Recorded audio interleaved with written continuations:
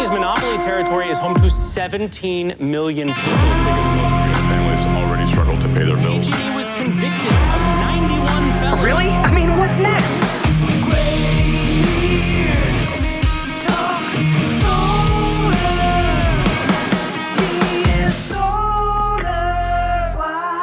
Welcome to the Graybeard Talk Solar YouTube channel. Thank you so much for joining me today to watch today's video. Today I've got a special treat for you. I'm actually being interviewed by Jennings. He's a very successful realtor in Sacramento with eXp Realty. He's got a tremendous following on YouTube as well, got his own channel, got a podcast, and we talk solar. And we talk solar in ways that I haven't yet shared on this channel. So, for example, we're going to talk about Trump's tariffs and whether those are going to increase solar, and if they do, how much. We're going to talk about the energy vampires that are electric vehicles and California's executive order by Newsom that all new cars sold in California by 2035 are going to have to be electric vehicles. We talk about California being carbon neutral. And a couple of tidbits in here. Did you know I'm also going to talk about your worst electric bills coming in 2030? Those electric bills are going to be coming in winter, not summer. I'll tell you why. We're talking about PG&E's guaranteed profitability when they spend your homeowner money. A lot of people don't realize they're guaranteed over a 10% return. And also we'll touch on artificial intelligence. And lastly, we'll talk about one of the best programs that I think is available right now if you want to save money on your energy costs.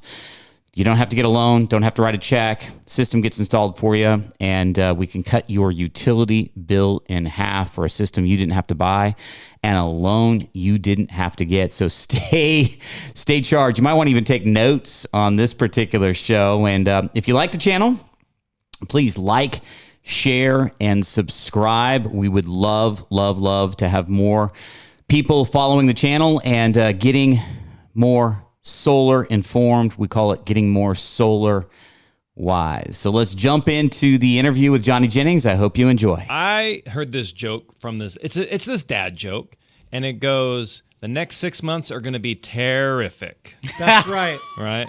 Stole that one from you, Matt. That's a good one. But man, oh my gosh, I am already tired, honestly, of hearing that word. I'm tired of hearing tariffs. But what's interesting is it's now starting to have like real life consequences in industry, in people's businesses, in people's lives. Like I know you used to be in financial services, right, Shawn? Yes, thank goodness I am not. We talked a little bit about that, man. I can't imagine. 400 people would have been calling me all in the same day, 2 days. Oh my gosh, I cannot. Yeah. I mean, we just had somebody. We had a house on the market for $2.4 million. The buyer was pulled out. I'm not entirely sure why. I know why they said, but I'm not entirely sure I believe it. And then the seller kind of just said, hey, let's just hit pause because people are just worried right now about the T word, about tariffs. Yeah, something you hadn't heard of before, and now it's like the lexicon of everyone. Correct. Yeah, and it used to be like interest rates, purchase price. Who was talking about tariffs, a couple months ago? But now it's a thing. And so, by the way, talking with Shawn Davis with SolarWise, and so your business is solar. Yes. How are these tariffs impacting your industry? Great question. I mean, I don't think that there's any business that's going to be immune to the effects of what's going on right now, right? It's an active discussion. Anytime you talk about big global movements of change, it's going to affect everyone's pocketbook to some degree, either positively or negatively. And so for us in solar, same thing's kind of happening. I mean, right now, solar componentry is made predominantly throughout the world. Stated a different way, very little of solar componentry is made exclusively in the United States. So we're dealing with the same thing. All of the installers, I'm a solar broker, so it means I've gone through about 30 different companies trying to find really 11 good ones in California right now. And we spent several years kind of developing a list of really good installers. And all of the installers that we are working with or guiding us right now or have intimated to us that there will be pricing increases on solar componentry, and depending on the installer, that could vary. So the issue is, normally with an installation company that installs a solar system, it does not behoove them long-term to have 10 different panels from 10 different parts of the world that they can offer a consumer. Because with that type of broad availability, they can't really get scale. Mm-hmm. The idea behind solar installers is it's a very competitive marketplace, very low margins. Like how tight are those margins? 7 to 10%. Really? Yeah. That is skinny. It's very, very skinny. And so what an installer will do is they'll select a base panel for their normal installation program, and they'll buy those in bulk, buy 5,000 of them, 10,000 of them. So depending on where those panels are coming from, you could see cost increases as nominal as maybe 10% to as high as maybe 30%, and it's ever evolving. It's changing, right? Yeah. Every day to the next. Okay, we're going to have a tariff where it's going to off. It's reduced. Oh, it's going to go in effect 90 days. Nope, it's going to go effect next week. So it leaves all of us in kind of construction, specifically home construction, and very specifically solar, in a position where here's the one thing I can say: if you are at all curious about solar, if you're at all interested in mitigating your utility bill, here's emphatically what I'm going to say: it's never going to be cheaper than right now, today. Because our expectation is that there's not going to be a positive economic effect to what's going on with the tariff policy of the Trump administration right now. Do you think, or are installers already starting to raise their prices in anticipation of? Yes, Because I mean, they're selling yesterday's panels, but they got to buy tomorrow's panels. Yes, that's already happened. So of the 11 installers that we work with as a solar brokerage company, we've had 2 already begin to raise prices. Both of them were in the 10 to 12% range. So that's but again, that can continue. How is this all going to shake out? Yeah. I hope you know. I don't know. I don't know. And probably our audience doesn't I just hope know. to be around for it, man. Yes, but you and me both. But last year, you had shared with me off the air that there were 6 rate increases in 2024. Is Yes. that correct? Yeah. The problem of utility expense in California is persistent, and it's not going to go away anytime soon. So just to kind of frame it for the audience, if they haven't kept up with it, in California wants to be carbon neutral by 2040. Newsom still signed an executive order, hasn't retracted it, signed an executive order that everyone's got to be driving an electric vehicle by 2035. It's getting close. Yeah, all new cars. And to that point, let me just make a quick point here. Utilities don't have the ability to wait and see, because some people have speculated when Newsom's out of office, whoever comes in next, that's not sustainable. There's no way it's going to be in place. Something's going to give, something's going to change. Well, utilities have to be making plans now, today, in expectation of that. They can't just wait until 2034. Oh, you guys were serious? Geez. Hey, Jane, you better get on the horn. We got to do 10 years worth of work in a year. Yeah, let's throw up a power plant really quick. Yeah. So it's persistent. So you've got carbon neutral by 2040.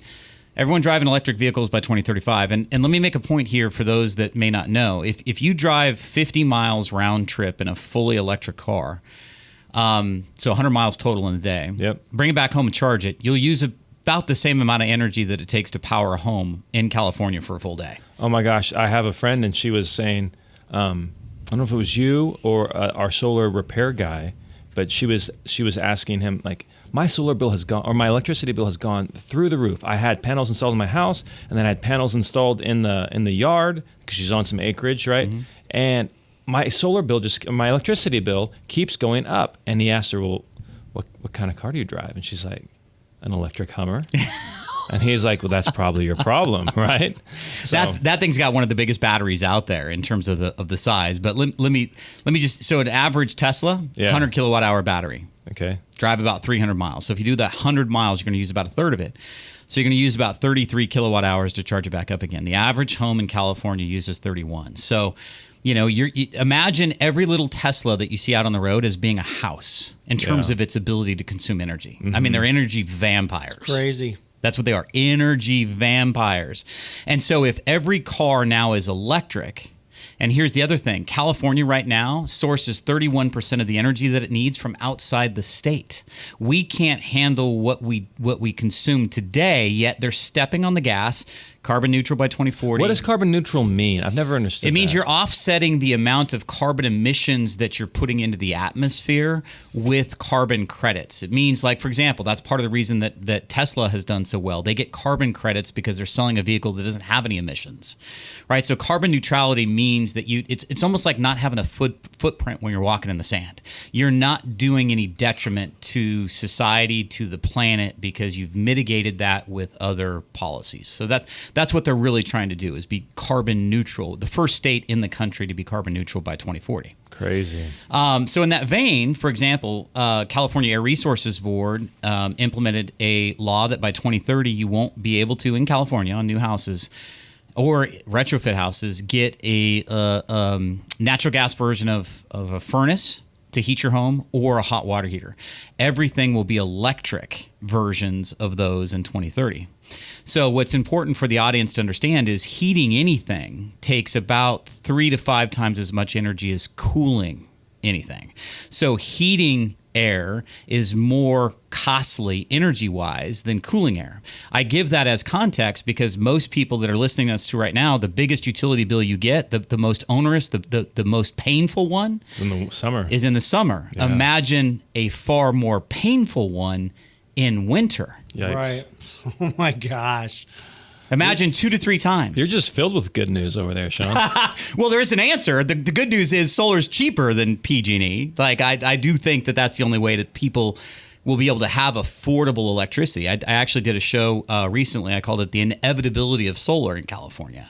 That, you know, even people out there that have been stalwarts, like, hey, listen, I'm gonna bide my time. I'm gonna wait. I'm saying to them, you will at some point in this state, if what I believe to be is gonna happen happens, you will at some point have to consider it, unless you want to live more like the Amish, you know, without electricity. So even with the tariff increases, even with the increased cost of solar, like there are people out there going, hey, is solar even going to make sense anymore? Yeah. You're saying yes. Oh, absolutely. Can you outline how that looks or why so? So for example, you brought up something. PG&E last year in 2024 had 6 rate increases to the tune of about 32%. Okay, Wow. so I'm gonna harp on them because they're the biggest offender. Okay, so PG&E, Southern California Edison, and San Diego Gas and Electric. But PG&E last year, 32%, 6 rate increases, right? Mm-hmm. So tariffs are having an effect. Already shared with you, I've had a couple of installers, 2 out of 11 that we work with that have increased prices maybe 10 to 12%, right? Mm-hmm. But PG&E is going to continue through the next 10 to 12 years as they march toward carbon neutrality. And again, PG&E is a publicly traded company, right? You know, their sole mission isn't to save homeowners money. Their mission is to make investors money. Yep. They're a publicly traded company, right? Yep. They're guaranteed profitability. A lot of people don't realize this. When PG&E spends money on infrastructure, because they are a publicly traded utility, they're guaranteed over a 10% profit on the money that they spend. For example, wildfire mitigation, undergrounding lines. You know, you've heard that a lot, right? Yep. Because you don't want to devastate another community like Paradise and end the lives of 85 people. So Well, just for context, I was talking with a guy up in Redding. yeah. And he's like, yeah, Paradise is still like, it's still a horrible situation. And somebody goes, well, how many houses burned? And he's like 30, I think it was like over 30,000, 33,000 homes. We hear about the Palisades fires. It was like 13,000 homes. Yeah. Like double the amount of homes in Paradise because, you know, the lines weren't Yeah. underground or whatever. And so in that vein, though, so the average cost of undergrounding a line, so PG&E's publicly stated that they want to underground 10,000 miles of utility lines, okay? They want to take their risk of another Paradise and turn it into a zero risk. Mm-hmm. You know, because it's as a publicly traded company, the exact opposite of what you want to do is go bankrupt, Yep. right? So, but here's this, $3 million a mile. Okay, 10,000 miles, that'd be $30 billion. But when they spend money on wildfire vegetation removal and mitigation, and then they spend money on infrastructure, redesigning their grid and undergrounding lines, they get guaranteed 10% profitability. PG&E in 2024 just announced, and this is the big, everyone's upset, record profitability. Never made more money in 2024 than ever before. And so that's kind of the disconnect. They're spending our money as homeowners and then showing record profitability because of their guarantee. All of it. Who guarantees it? Well, the CPUC, California Public Utilities Commission, they are a publicly traded, you know, utility company in California, and they are effectively governed by the CPUC, which is part of the problem.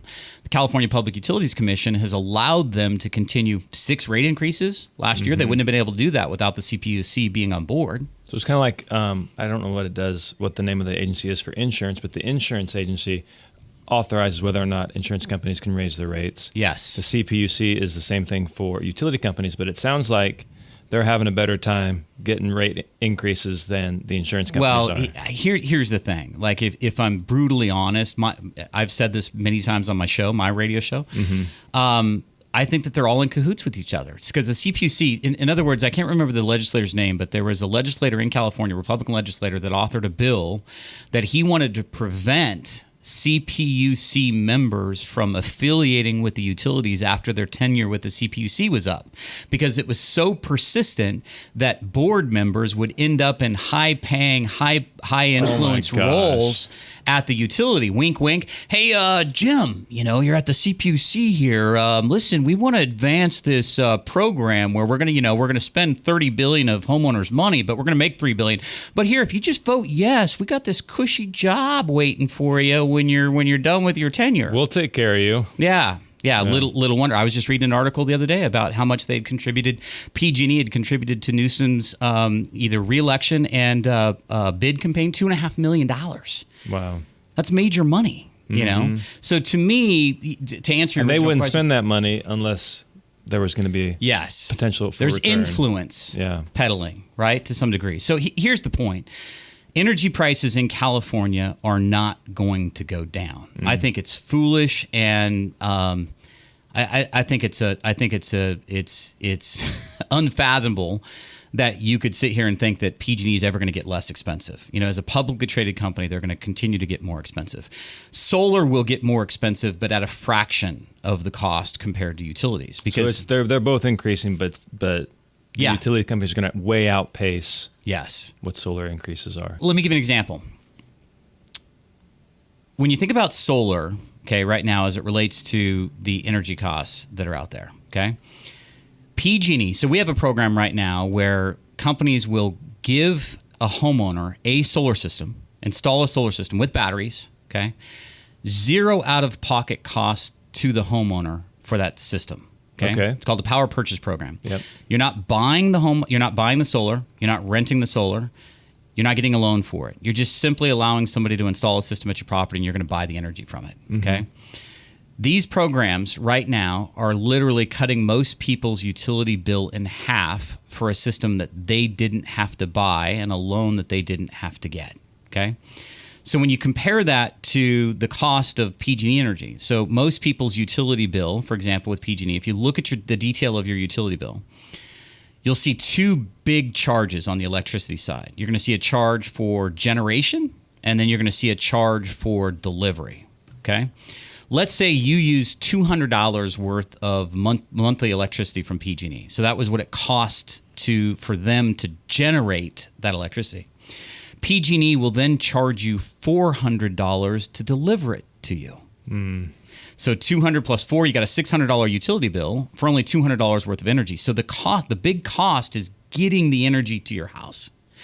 Solar is made at the house. Yep. It's made from the roof. There is no delivery charge that's 2 times the actual cost of generation.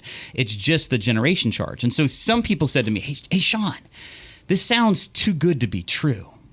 It really does. They're going to give you a solar system, no loan. I mean, how does that work? And I said, you're thinking about it the wrong way. Let me tell you the right way to think about it. To think about it this way. This is the biggest sign and the biggest example of the problem of energy in California, when a company from outside the state can come in, use their resources, spend tens of thousands of dollars to install a power plant for somebody's home, and still make that profitable to them, charging you half as much as PG&E does.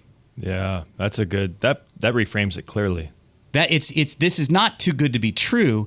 This is just how outrageously expensive California energy is. So, for example, currently right now, PG&E rates: Tier 1, 43 cents a kilowatt hour; Tier 2, 62 cents a kilowatt hour. My son's in Texas. Okay, he pays 4 to 9 cents.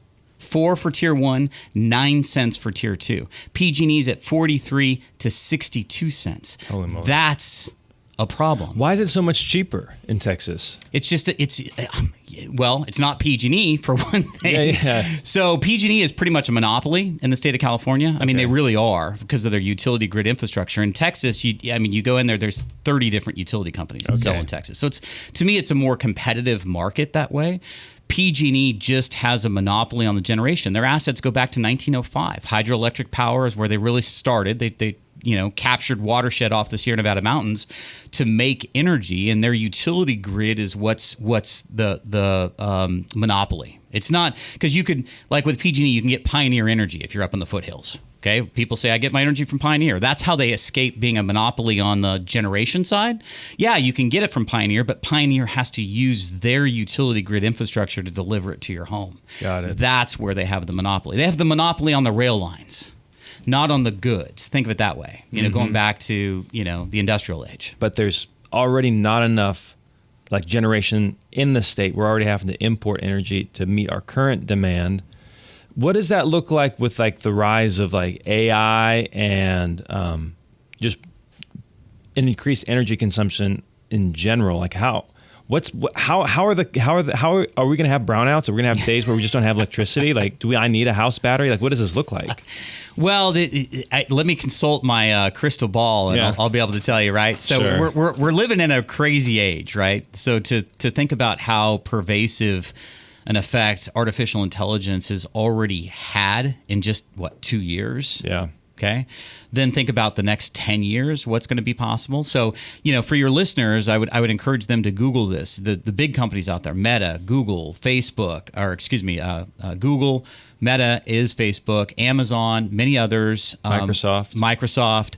They are actually either rehabbing. I can't remember the name of the nuclear power plant that went offline within a year, and then one of these big companies said, "Okay, well, listen, we want to start it back up again," and they got approval to do so. And then Facebook and Meta and Microsoft are looking at small-scale nuclear production to benefit the AI that they want to bring on board. So, if you really pay attention to what's going on in this country, many believe that artificial intelligence, AI, because of the computing power and the storage power, and then you got to keep those. I've been to a data center before. I don't know if you ever have, but innocuous building you wouldn't look twice at, but it's got millions, hundreds of millions of dollars worth of computers in there, and they got to keep it really cold because that stuff gets hot. Yep. So it's really expensive to power that. So many people are suggesting that the biggest demand that we've ever seen for energy is coming through and will come through AI, and it's just a matter of time when that takes effect. So more than houses, more than cars, more than houses, more than cars. What about manufacturing? With Trump trying to bring all the manufacturing back? Well, yeah, it's just going to compound the problem. Okay. So we're already in a shortage of available, efficient, cheap energy, specifically in California. Okay, many other parts of the country not as much of a problem, but in California we are, right? And so I think that this is just a doubling down of the problem. This plays into what we talked about before. There is no way in my mind that I see some sort of big event coming down the line that's all of a sudden going to make people's $400 utility bill a $100 utility bill. I just don't see any variation of that whatsoever. So you think solar is a safe bet as far as get it now, you're just going to wish you'd gotten it sooner type of a thing? I think it's going to be one of those things that is only going to increase in cost down the line. I don't think solar is going to all of a sudden get cheaper than it is today. But I think the benefit of solar is when you can make your energy at the house, when you can get rates that are locked in that won't increase in cost like PG&E has. So PG&E, 6 rate increases last year, 32%, right? Would you rather have that, okay, and that could happen this year. It could happen next year. It could be worse next year. Yeah. Who knows? Right? But would you rather have that, or would you rather have a contract that allows you 1 rate increase a year that you know what it's going to be and it's never more than 3.5%? 3.5% is manageable. 30% a year is not. Yeah, I choose option B. Option B. And we've got several programs that are like that. I'm just saying if you can make your own energy from sunlight, that's going to be cheaper for most people than whatever they're getting from the utility. So one concern someone might have as a homeowner, obviously they see this idea of, okay, I can generate my own power. I don't have to depend on some big corporation like PG&E raising my rates by 30%. This sounds great. But isn't solar dependent on good weather? What do I do when the weather's not so great out, like during the winter? How do I produce enough energy to power my home and my electric vehicle? Yeah, great question. And that question is really, really appropriate. specifically to like off-grid systems. Like if let's say you had a property up in the mountains that had no PG&E access or no Edison or whatever. The only option you have is solar. Those systems end up being much more significant in size and cost because the only option you have is generating energy from solar. In other words, if you run out of power, you got nothing else. So with solar today, it's grid-tied systems. Okay, which means that you still have a connection to PG&E or whatever utility you have. So you source a majority of your energy from solar. Doesn't mean that you're going to source all of it from solar. The example I like to give is let's say either one of you two gentlemen had a marriage in the family or a death in the family. You have a solar system, but all of a sudden you get 5 family members come stay with you for a week that you wouldn't normally have. You're going to use a lot more energy that week than you normally would. Yeah. Right? So it's good to be able to have the option of being able to source that from the utility. So I liken it to the difference between a checking account and a savings account. The solar is going to be the checking account, the normal debits and withdrawals, and then the savings account or whatever is going to be whatever you need to pull from the utility if you have an event or if it's seasonal. The worst season for solar is winter. The sun's out half as much time and it's lower in the southern sky. So it's just not going to produce. Most solar systems are going to underproduce for what most people generate or consume, most people consume in wintertime. Okay. But that's just how they work. It doesn't mean that they're not beneficial. Okay. Yeah. So I liken it this way. The objective before the big solar change happened. So there's big solar change in California in 2023, right? So that change dropped the amount of crediting rate that you get for the excess energy that your system sends to the grid. So on a bright, sunshiny day, solar makes power, right? It makes energy. And I don't have a button that allows me to turbo it and make it make more energy, nor do we have a brake, right? Yeah. It's just going to make power. So that excess energy gets sent to the utility, and then they give you some sort of compensation for that. That compensation now has been substantially reduced, which is why you want to have batteries, okay? If I store it in my battery, there's no reduction. If I give it to PG&E, they keep 75% of it, okay? So point of this is simple. My objective before this big change, when you used to get a 1-to-1 credit on the solar energy, was always to eliminate somebody's PG&E bill. It was easy to do. You just had to have a solar system that made more energy than what the homeowner consumed in a year. Right. And it's simple to do. If you overproduced, you were getting a credit. You got a credit, you got to store that. That's why people had a true up year. PG&E didn't want to trade money with people every day, or every month. Okay. Oh, I owe you $50. Oh, you owe me $60 or whatever. They just didn't want to do that. So they looked at the totality of a year.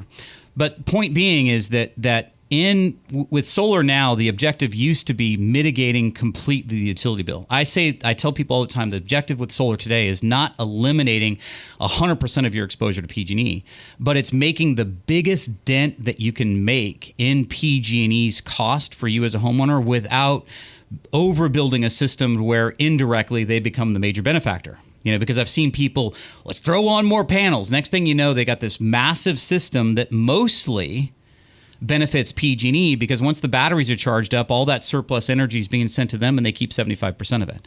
So it doesn't, just because solar today may not cover 100% of somebody's PG&E exposure doesn't mean that it's not significantly more beneficial than just staying with PG&E. How much energy is stored in those batteries? Depends on the batteries, but effectively, in today's, for example, a Tesla Powerwall, which most people recognize the name of, 13,500 watts of energy can be stored in those in one Tesla Powerwall. So for context, let's say it's a spring evening. I don't want to account for a heat source or air conditioning yet. But let's say it's spring, 1 o'clock in the morning, your family's asleep, you're asleep, you got a refrigerator going, freezer, internet, security, few lights on. Let's say you're using 1,000 watts of energy an hour. That'd be high, but you're talking about 13 hours of stored energy in that battery. If you're only using 500 watts of energy an hour, then you're talking about 26 hours, right?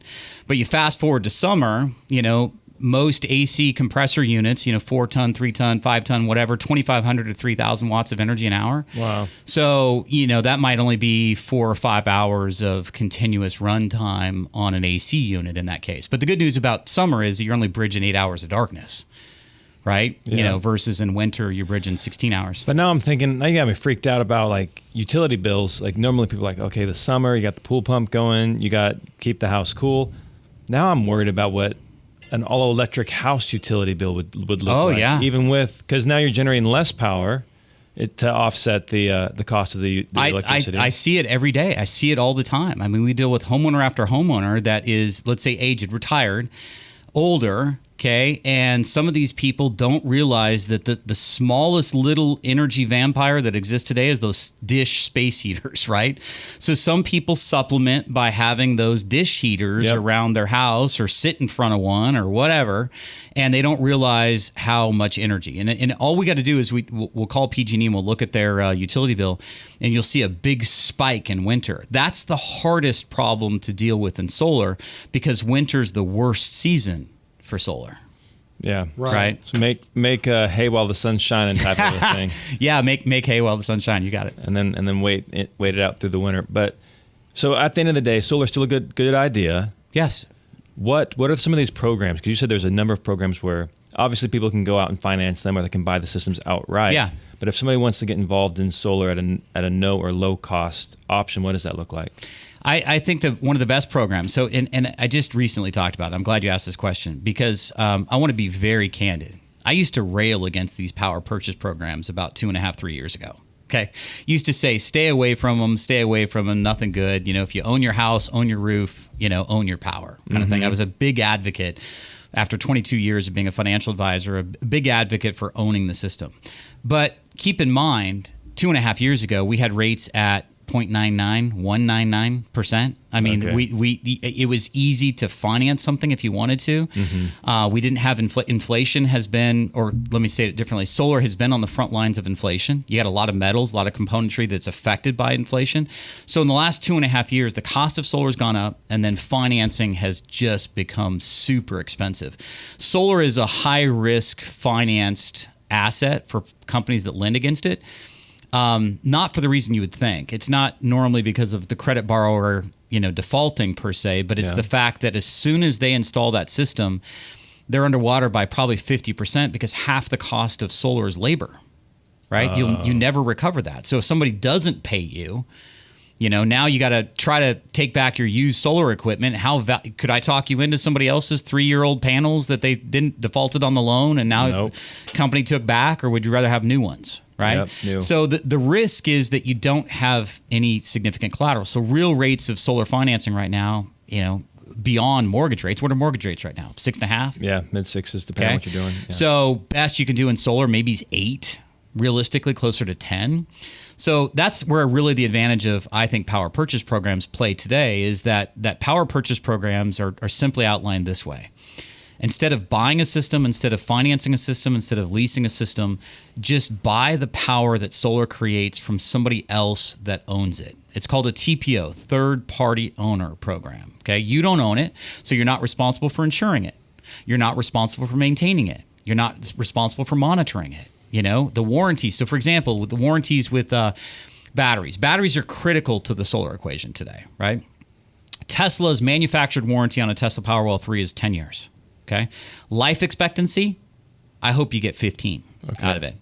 Enphase, which I think is the best battery available in solar right now, they have a 15-year warranty on their batteries with a life expectancy of probably 20. There isn't a battery out there today, made today, that's expected to last 25 years.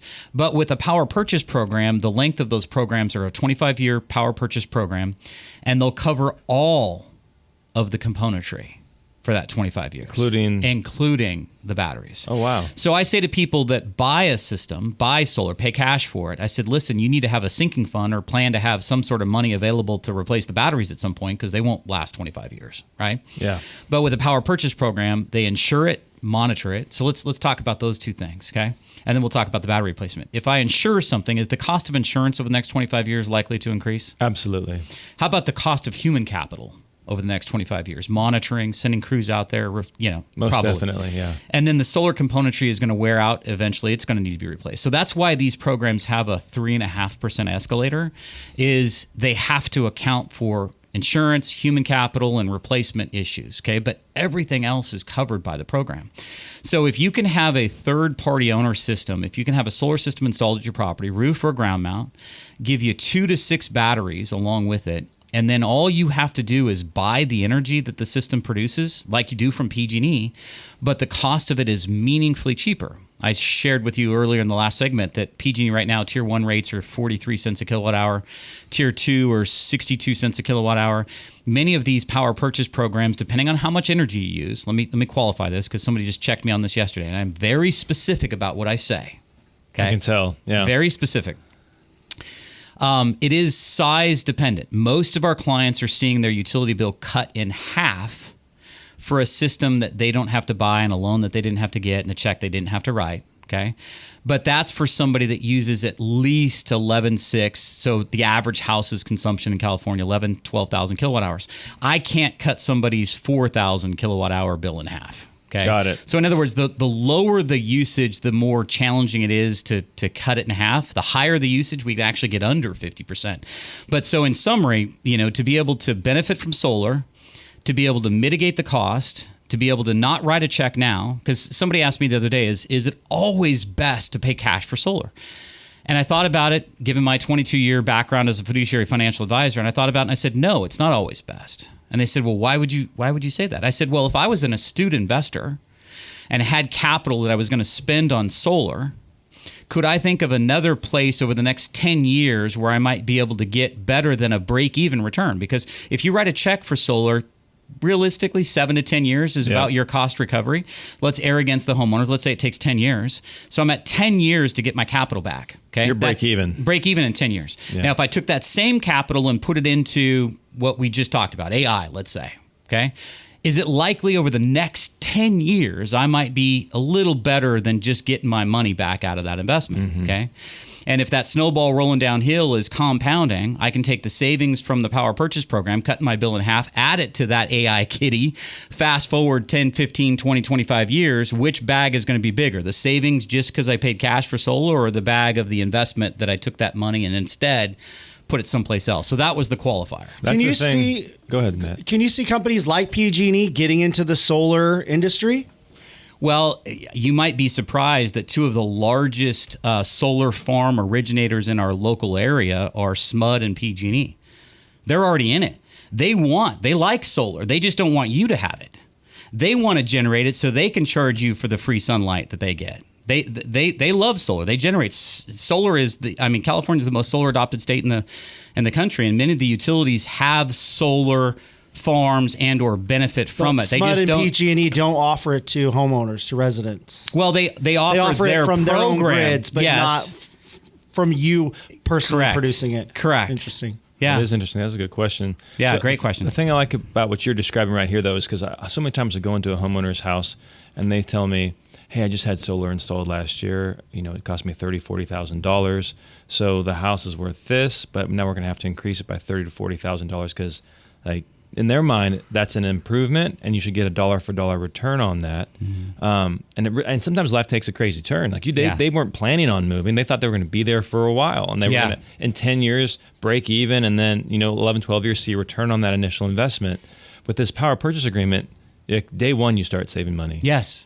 Yeah. There's no risk. You don't have to wait 7 to 10 years. It's one of the easiest. So I used to rail against them because they were difficult to transfer to a new homeowner. Yeah. Okay. So the two most difficult contracts to transfer to a new homeowner today are a financed agreement and a lease agreement.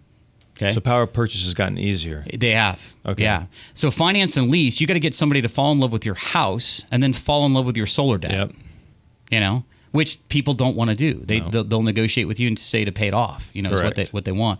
But when you can do a soft credit inquiry, not even a hard inquiry, to take over the program, much the same way that you would call PG&E. When you sign up for new service at a new house that you just bought, do you not have to give them your social? Yeah. You got to give them your name, your address. You got to give them date of birth. You got to give them your social. You got to give them all the details. Same parameter with the power purchase programs. Okay, today. So it's much easier now to transfer those. So right now, today, I think they're the best game going because most people are, 2.5, 3 years into inflation, may not have the cash they used to. We got tariff fears. We got economic concerns. We got high interest rates because loans haven't come down at all in cost. And so to me, when you can benefit from solar without having to be the guy that either gets a loan and has indebtedness on your credit report, now it affects your debt to income ratio, but you can still benefit without that and you don't have to write a check for it.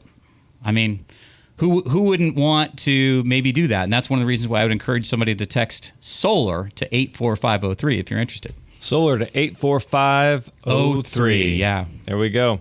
Well, hey, this has been freaking phenomenal. I enjoy having you on the show every single time. I think this is our second or third time back. Yeah. Well, I also like about the power purchase agreement that they monitor it as well.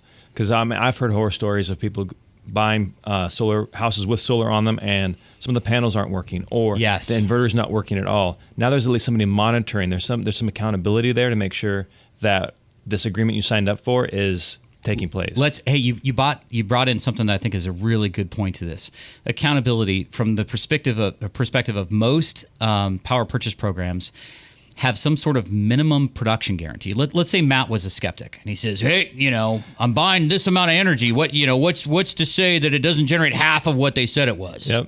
Okay. So now I'm paying twice as much for half as good, right? Yep. Well, the production guarantee basically states that 90%, let's use that number, it's close enough. Some are 87, some are 90. But the company is obligated to pay you a refund if they don't generate 90% of what was stated on the production generation that it was supposed to generate per year. Wow. Okay? So they're not going to Matt's former point, they're not going to insure you against all weather risk. Some winters are more inclement, more seasonal, more wet, more storms come through than others, and you're probably not going to generate the same amount of energy every single year in every single winter season. So they're not going to insure you against all that. But this brings to point this thing here. That power purchase programs, because of the production guarantee that they have, it does not suit them, and it actually bites them big if they don't install some of the best equipment on that house. So, for example, you mentioned an inverter problem. In solar, there's two different types of inverters. String inverter, which strings all the panels together, which kind of works like a Christmas tree light string. Okay. Each panel is like a light, right? What's the one major problem with Christmas tree lights? If one light's out, the whole thing dies. You got it. Yeah. So string inverters have that weakness. That's not the same with micro. Micro inverters are on the back side of each one of the panels. There's no main inverter that's a $3,000, $4,000, $5,000 cost. So each panel has its own small micro inverter. It's more dependable. It's more reliable. You don't have the ability to lose multiple panels because of one inverter issue. Okay. Yep. So these power purchase programs, it does not suit them to install a crappy panel that degrades quick, does not suit them to install a string inverter that then breaks and they got 10 panels that go out. Yeah. Does not suit them to have poor battery technology because they can't store the energy. So effectively, they got to get the good stuff out there because they don't want it to work against them because of that production guarantee. And that's an important thing to remember. That is huge. I didn't realize they did that, but I liked when you said that they are monitoring it. I'm like, okay, that's worth its weight right there. Well, if you contrast that against like a cash-owned system, if I buy a system for cash, who's responsible for monitoring? You are the homeowner. Who's responsible for maintenance? The homeowner. All those, and so. And do you even know how to check the inverter? How do you even know if it's producing? Exactly. Yeah. How people just get busy doing life. They don't realize something failed or had an issue or whatever. And to that end, I think that professional monitoring, to your point, is they're on it because they have a meter running. As soon as that system goes down, if there's some sort of an issue with it, they've got a clock now ticking against them that they're going to have to refund that homeowner whatever the difference is that they didn't produce, right? Mm-hmm. So that's why they professionally monitor it. Yeah, I can see why you're a fan of these programs now. They have changed. It's kind of similar to reverse mortgages. They had a horrible name in the 90s, and now it's like it's a really a beneficial tool for people who are looking to retire or looking to turn their home into a cash machine for them. So things change. Just because it was bad doesn't mean it's bad today. I think that's the biggest thing that I wrestle with is I talk to homeowners every single day that looked at solar 3 years ago. That's like somebody coming up to you, Johnny, and saying, well, I should be able to, this is the best housing market ever, and I should be able to get a loan at like 3%, right? Yeah. That was 3 years ago. I wish. Yeah. But so I call it the solar coaster. I love It's that. so frequent and so, it's up, it's down, it's sideways, it loops you up and down, makes you want to vomit. That's the solar coaster that I'm on, right? So the only constant has changed. When somebody tells me they looked at solar as little as 6 months ago, I'm saying it's different now. Like last time we talked 6 months ago, I had one program where, I said, hey, here's these third-party ownership type programs. Now I've got three. I got 3 different programs. You want roof mount, ground mount, batteries, backup. I got all the options. Man, the batteries are coming hard too. Like there's so many houses I walk into now where I'm seeing these Tesla batteries where it's a year, 18 months ago, it was a rarity to see a Tesla battery. Yeah, well, ever since the 2023 change in solar systems, so older folks don't need batteries because the utility looks and acts like them. So if somebody's listening, if you have a true up with the utility, if you have a true up, you have a NEM2 system, you don't need a battery. Because the utility stores the energy for you like a battery. Okay, new solar customers do. So the longer that solar adoption occurs after 2023, the more battery storage you're going to see. And then I think there's also the redundancy of being able to generate your own power on an outage. Back to your original question, right? You said something about, are we going to see rolling blackouts?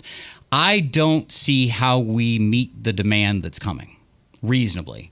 I've speculated that you could instead of rolling blackouts, which are timed infrequently, I could see scheduled blackouts. I could see in your area on the second Tuesday of every month between, Monday from 4 to 9, you're not going to have power.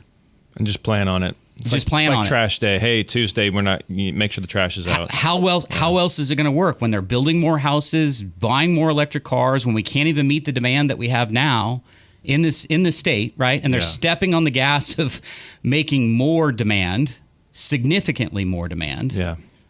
I don't know. I mean, I don't know what's coming, but I could speculate that could be possible. I could see scheduled blackouts being something that would be easier to deal with than blindsided blackouts. Well, right? I just have so many questions. I have questions about generators. I have questions about batteries. But we're just going to have you back at a later time. You will. But Yeah. one more time. What's the best way for somebody to reach out to you? Reach out to us directly. All you got to do is text SOLAR, SOLAR, to 84503. We have a short text code.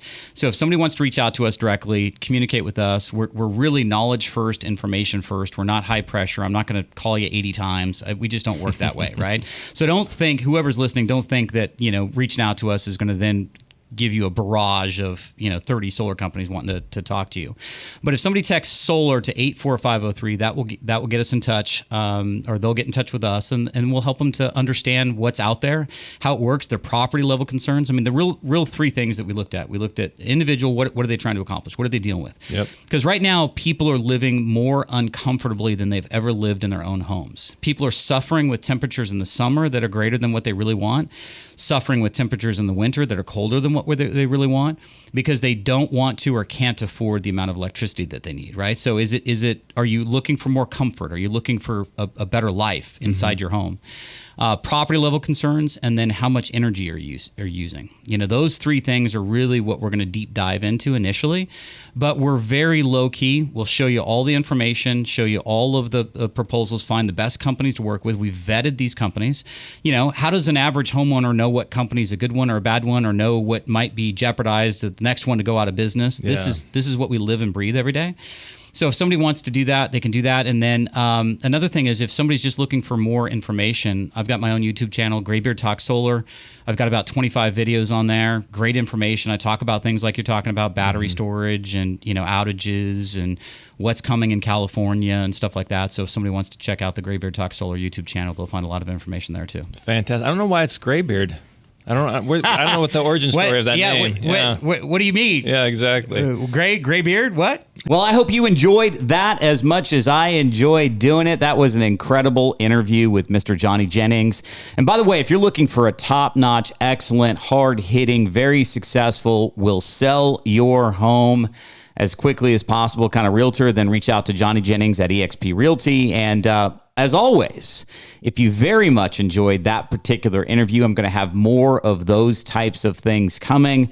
Please like, share, and subscribe to the channel. We're always interested in helping more people become solar wise.